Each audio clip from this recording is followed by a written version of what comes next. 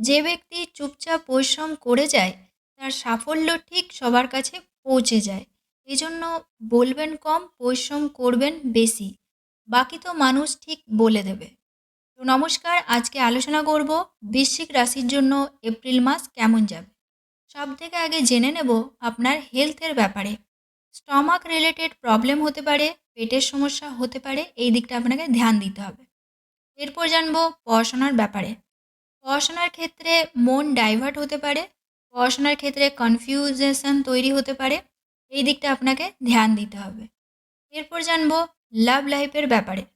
লাভ লাইফে ছোট ছোট ব্যাপারে তর্ক বিতর্ক হতে পারে, আপনাকে আপনার রাগকে কন্ট্রোল করতে হবে, না হলে লাভ লাইফে প্রবলেম হতে পারে। বাকি সব ঠিক আছে। এরপর জানবো ম্যারেজ লাইফের ব্যাপারে। মিড এপ্রিলের পর ম্যারেজ লাইফ খুব ভালো হবে। ফ্যামিলি প্ল্যানিং করতে পারেন, বড় কিছু প্ল্যানিং করতে পারেন। এরপর জানবো আপনার ভাগ্য, কেরিয়ার, বিজনেস। ভাগ্য খুব একটা ভালো নেই। আপনি যা কিছু করবেন কিছুটা সময় লাগবে, কিন্তু কাজটা হয়ে যাবে, কিন্তু একটু ডিলে হবে। কেরিয়ারের ক্ষেত্রে ভালো দেখা যাচ্ছে, প্রমোশন হতে পারে মিড এপ্রিলের পর।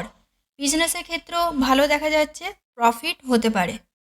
তো নমস্কার, আজকের মতো এই পর্যন্তই।